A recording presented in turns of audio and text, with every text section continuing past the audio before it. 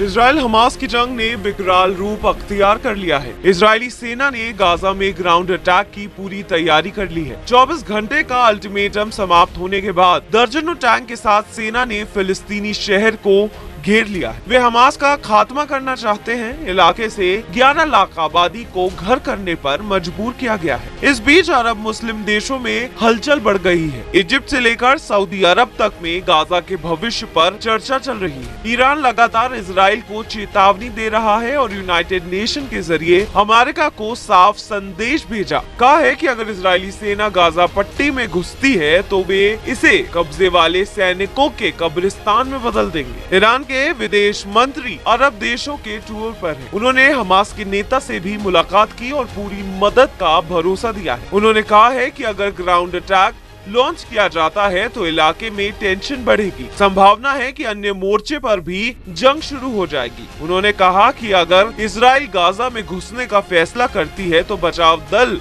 इसे कब्जे वाले सैनिकों के कब्रिस्तान में बदल देंगे। इजराइल की सेना ने गाजा पट्टी को उत्तर से घेरा हुआ है। रविवार से वे शहर के बाहर घात लगाकर बैठे हैं। दर्जनों टैंकों के साथ रिपोर्ट के मुताबिक नामर इन्फेंट्री फाइटिंग व्हीकल के साथ वे गाजा पट्टी में घुसने की तैयारी में है।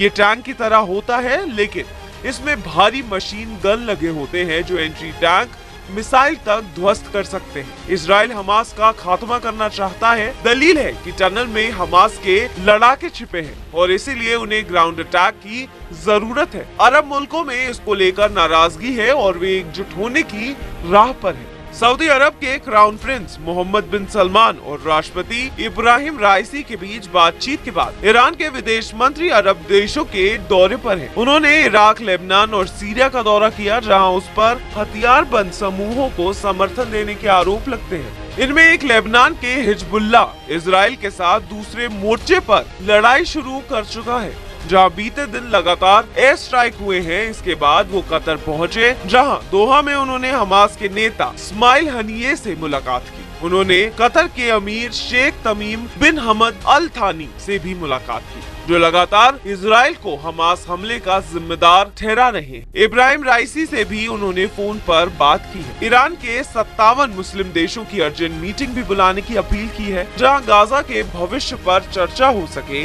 इसके अलावा रविवार को ही इजराइल के समर्थक इजिप्ट ने अरब देशों का एक सम्मेलन बुलाया है, जहां फिलिस्तीन विवाद और गाजा संकट पर बात होगी। इस सम्मेलन में इजराइल के समर्थक मुल्क यूनाइटेड अरब अमीरात, जॉर्डन और बहरीन के भी शामिल होने की उम्मीद है। अमेरिका इजराइल की पूरी मदद कर रहा है। राष्ट्रपति जो बाइडेन ने इजरायली सेना के संभावित ग्राउंड अटैक का समर्थन किया, जो कथित रूप से हमास को खत्म करने की मंशा से गाजा में घुसना चाहते हैं। उन्होंने कहा है कि गाजा पर कब्जा करना इजराइल की भूल होगी, लेकिन हमास का खात्मा जरूरी है। अमेरिकी विदेश मंत्री एंटनी ब्लिंकन भी अरब मुल्कों के दौरे पर है। वो सऊदी अरब भी गए, जो पिछले कुछ महीनों से इजराइल के साथ शांति समझौते पर राजी था। ईरान से बातचीत के बाद सऊदी ने शांति समझौते पर फिलहाल बातचीत रोक दी है। ब्लिंकन ने साफ तौर पर इजराइल के संभावित ग्राउंड ऑपरेशन को हरी झंडी दी। इजराइल ने कई मोर्चों पर संघर्ष के संभावित विस्तार की तैयारी के लिए उपाय किए हैं। इसने उस क्षेत्र में संभावित ईरानी लामबंदी की कोशिशों को